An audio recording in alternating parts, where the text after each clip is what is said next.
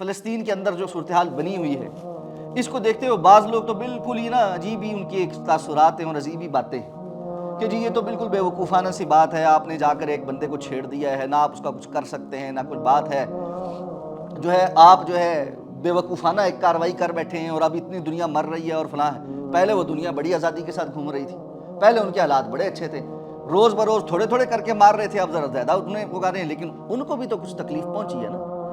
تو یہ جو ڈرپوکوں والے فیصلے ہیں نا اور جاہلوں والی اور غیر حکیمانہ سوچ والے جو فیصلے ہیں نا، یہ نہیں انسان کو کرنے چاہیے کہ جی ایسے نہیں ہے اللہ رب العزت کی نصرت آتی اور فلاں، اور یہ جب تک پوری امت مسلمہ ایک جگہ پر نہیں آئے گی اور یہ جو ہے نا 50 ممالک کا اتحاد جو ہے اس کو کھڑا ہو جانا چاہیے اور فلاں، سارے ایسے اللہ معاف کرے کہ ڈمی قسم کی حکمران بیٹھے ہوئے ہیں اور ڈمی قسم کی حکومتیں ہیں اور بکے ہوئے معاملات ہیں اور قرضوں کے بوجھ تلے دبا دبا کے قوموں کو ایسا رکھا ہوا ہے کہ وہ سانس لینے کے قابل نہیں اپنی، وہ کسی سے جنگ کیا لڑیں۔ ایسے میں اگر اللہ کے کچھ بندے اللہ کے دین کے لیے اپنے جان مال سب کچھ داؤ پر لگا کر ایک چیز کو زندہ رکھے ہوئے ہیں نا، تو انسان کم از کم ان کے لیے دعا کرے، اور کچھ نہیں کر سکتا۔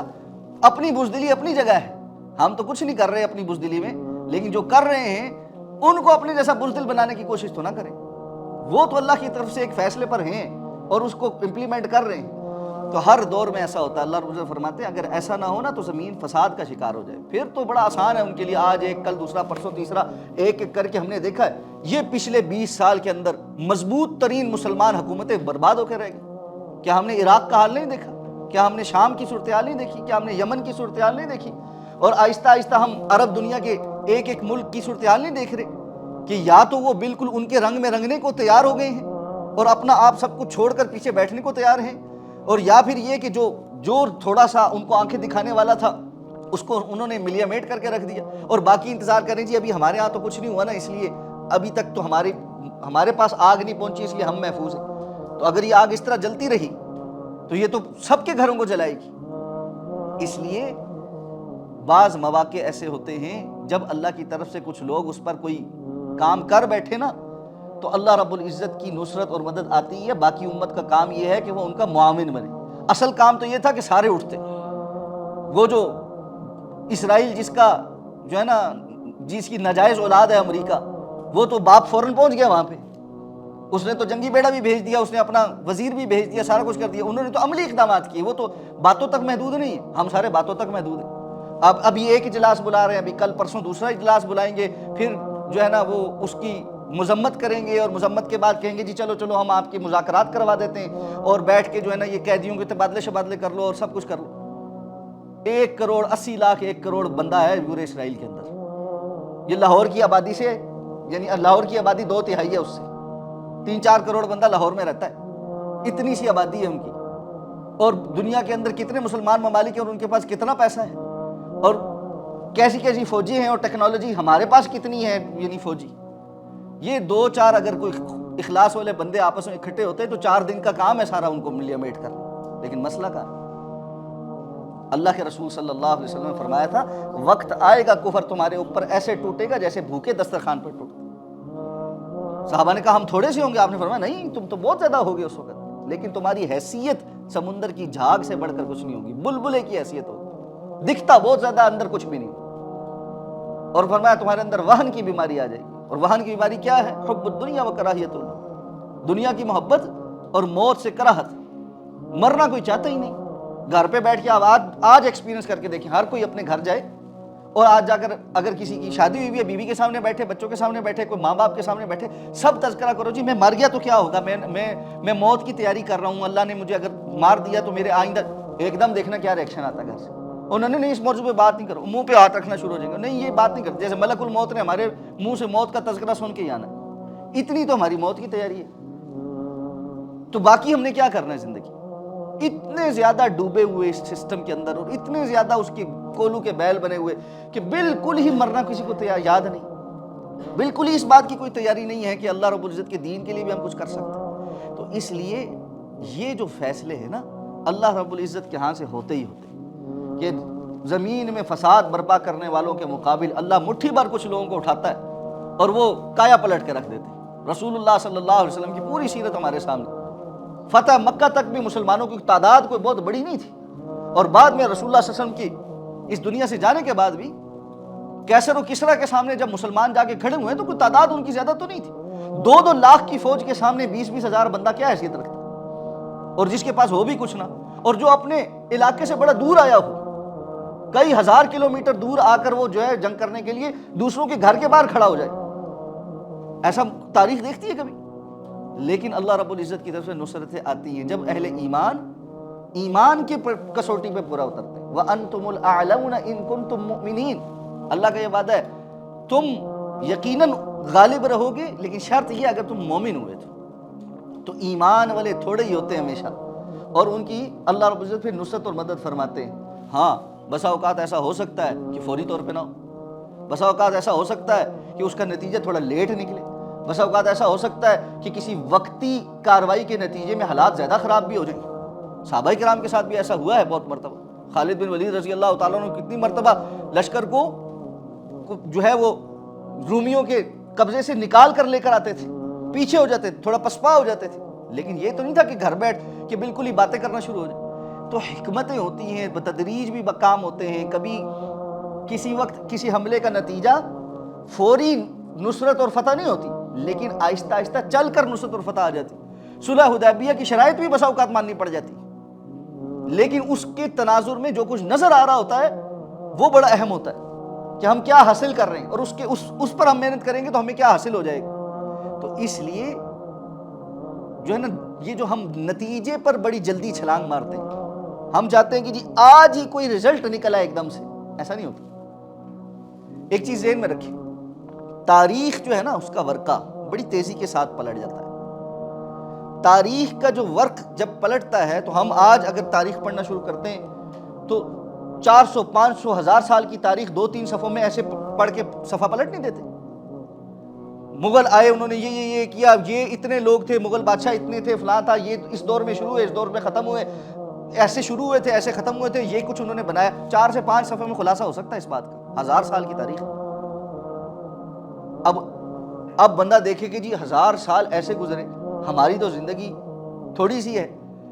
تو ہوتا یہ ہے کہ ہم سب جلد باز ہیں، ہم ہر چیز کا نتیجہ فوری طور پر دیکھنے کے چکر میں نا اسی کے اوپر محاکمہ کرنا شروع ہو جاتا ہے، جبکہ اللہ رب العزت نے ہر دور میں اہل ایمان سے کسی خاص چیز کا مطالبہ کیا ہوتا ہے۔ جس دور میں ہم ہیں، یہ جو فتنے کا دور ہے، جو آزمائش کا دور ہے، جس کو آپ یہ کہیں کہ ایک طرح سے انحطاط کا دور بھی ہے، جب مسلمان امت کمزور ہے، اس دور کے فتنے کے دور کی احادیث بھی تو موجود ہیں۔ کچھ لوگ ہیں جو فتنے کے دور کی احادیث کو عظیمت کے دور کی احادیث میں بیان کر رہے ہوتے ہیں، اور کچھ لوگ ہیں جو عظیمت کے دور کی احادیث کو فتنے کے دور میں بیان کر رہے ہوتے ہیں۔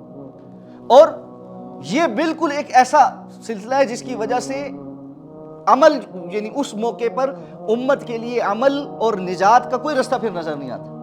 آج فتنے کے دور میں اگر آپ صحابہ کے عظیمت کے دور کی باتیں اور عظیمت کے دور کے جو باتیں اللہ کے رسول صلی اللہ علیہ وسلم نے بیان کی تھی ان کو بیان کرنا شروع کریں تو پھر تو مجھے اور آپ میں سے کسی کی نجات نظر ہی نہیں آتی، ہم سب جو ہے نا فارغ۔ جبکہ دوسری طرف اللہ کے رسول صلی اللہ علیہ وسلم فتنے کے دور میں یہ بیان فرما رہے ہیں کہ صحابہ تم میں سے اگر کوئی 90% دین پر عمل کرے اور 10% دین کو چھوڑ دے تب بھی نجات نہیں ہوگی۔ ایک وقت آئے گا لوگ دین کے 10% پر عمل کریں گے اور 90% کو چھوڑیں گے، اس کے باوجود ان کی نجات ہو جائے۔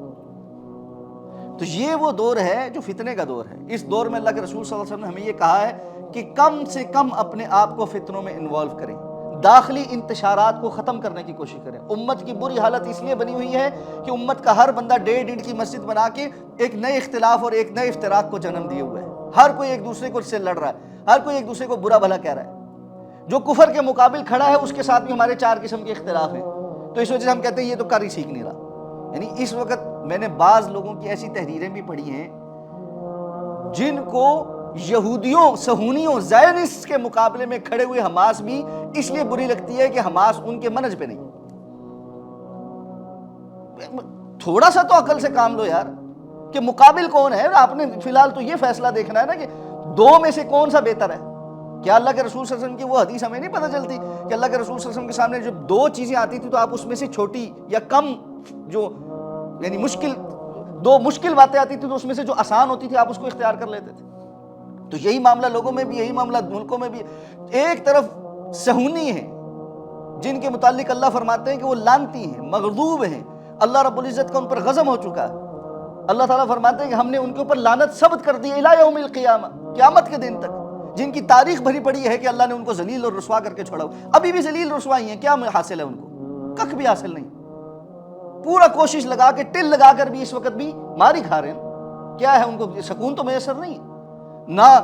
اس وقت بھی تمام تر پوری دنیا کی اکانومی کو جو ہے نا وہ کنٹرول کرنے اور فساد کرنے اور اسرائیل جیسا ملک بلا لینے اور سب کچھ کرنے اور آئرن ڈوم لگانے کے باوجود بھی ہیکل نہیں بنا سکے اپنا. ان کا کعبہ ٹوٹا ہوا ہے. یہ آپ سوچیں کہ ایک قوم کے لیے، ایک نظریاتی قوم کے لیے، خدا نخواستہ مسلمان اس طرح سے پوری دنیا کے معاش پر کنٹرول بھی کر رہے ہیں، سب کچھ کر رہے ہیں، اور بیت اللہ ٹوٹا ہوا ہو. یہ ذلت نہیں ہے تو اور کیا ہے؟ یہ اللہ رب العزت کی طرف سے ان کے اوپر ذلت ثبت ہو چکی. وَبَاءُوا بِغَضَبٍ مِّنَ اللَّهِ، اللہ فرماتے ہیں انہوں نے اللہ کا غضب خریدا ہوا ہے. اللہ نے ان کے اوپر غضب کر دیا ہے. ہم جو سورہ فاتحہ میں بار بار کہتے ہیں غیر المغضوب علیہم، یا اللہ جو ایسے جن پر آپ کا غضب ہوا ان میں سے نہ ہمیں کرنا. یہ مغضوب کون ہے؟ یہود ہیں. ایک طرف وہ مغضوب، وہ لعنتی قوم ہے جس پر اللہ نے قیامت تک کے لیے لعنت ثبت کر دی ہے، اور ایک طرف کلمہ گو مسلمان ہے. ہمارا تھوڑا اس سے منہج کا فرق ہے. ہم کہتے ہیں نہیں اس ٹائم یہ کام ٹھیک اس لیے نہیں کر رہا، میں اس کی حمایت اس لیے نہیں کر سکتا، یہ اس کا اور میرا منہج صحیح نہیں ملتا آپس میں. یہ جو منہج کی خرافاتی اور بدتی قسم کی ڈیفینیشن ہم نے نکالی ہے نا، اس سے اپنے آپ کو بچائیں. یہ وہ حزبیت ہے، یہ کل حزب بما لدیہم فریحون، جس کو قرآن نے کہا کہ ہر گروہ جو ہے نا وہ اپنے پاس جو کچھ ہے اس کے اوپر خوش ہے کہ میں تو منہج کے اوپر. یہ بھاڑ میں کیا منہج؟ اللہ کے ہاں بالکل اس منہج کی کوئی حیثیت ہے. اللہ کے ہاں اصل جو ہے وہ کفر اور اسلام کا ہے، اور کفر اور اسلام کی جب جنگ ہو پھر آپ نے کچھ نہیں دیکھنا کہ جو مسلمان ہے اس کی کیفیت کیا ہے. ابن تیمیہ رحمہ اللہ سے زیادہ منہج کو سمجھانے والا کون ہے؟ لیکن جس وقت تاتاری آئے تھے، جن لوگوں کے ہاتھوں قید ہوئے، ساری زندگی ان کی گمراہیاں بیان کی، بتایا کہ تمہارا منہج ٹھیک نہیں ہے، تمہارے اندر یہ بدعت ہے، یہ خرافات ہے، یہ فلاں ہے، یہ فلاں ہے. لیکن جیسے ہی تاتاریوں کا حملہ ہوا، ان کو مسلمان سمجھتے ہوئے اسی گمراہ بدتی قسم کے اور ضال قسم کے حکمران کے ساتھ جہاد کے لیے کھڑے ہوئے، اور باقاعدہ طور پہ جہاد کیا. کیوں کیا؟ کہ یہاں معاملہ اب اس کا نہیں رہ گیا تھا جس پر بات ہو رہی تھی، اب معاملہ اس سے اوپر بڑھ کر کفر اور اسلام کا آ گیا. اس لیے بات سمجھنی چاہیے. آپ لوگ بہت کچھ سنیں گے آنے والے دنوں کے اندر، اور بہت کچھ دیکھیں گے آنے والے دنوں کے اندر. اس میں انٹرنیشنل پالیٹکس بھی ہو سکتی ہے، سارا کچھ ہو سکتا ہے، کوئی بکا ہوا بھی ہو سکتا ہے، کوئی فلاں بھی ہو سکتا ہے، بہت کچھ ہو سکتا ہے. میں اس سے انکار نہیں کر رہا. کوئی کسی کا ٹول بھی اعلی کار بھی ہو سکتا ہے، کسی کے کہنے پہ بھی کچھ کیا ہوا ہو سکتا ہے. لیکن اللہ کو اس سے فرق نہیں پڑتا. اللہ رب العزت وَمَكَرُوا وَمَكَرَ اللَّهُ وَاللَّهُ خَيْرُ الْمَاكِرِينَ، ان کی اپنی تدبیر کے اندر سے کوئی ایسی چیز نکال دیتے ہیں جہاں سے اللہ رب العزت کے دین کی نصرت ہو جاتی. اس لیے جہاں دین کی بات آ جائے، جہاں کفر اور اسلام کی بات آ جائے، پختہ کر لیں اپنے آپ کو کہ آپ اسلام کے ساتھ کھڑے، بغیر کسی تعریف کے، بغیر کسی ڈیفینیشن کے کہ اسلام والا کون ہے. جب وہ اسلام کو ریپرزینٹ کر رہا ہے نا، لا الہ الا اللہ محمد رسول اللہ کو ریپرزینٹ کر رہا ہے، تو بات ختم.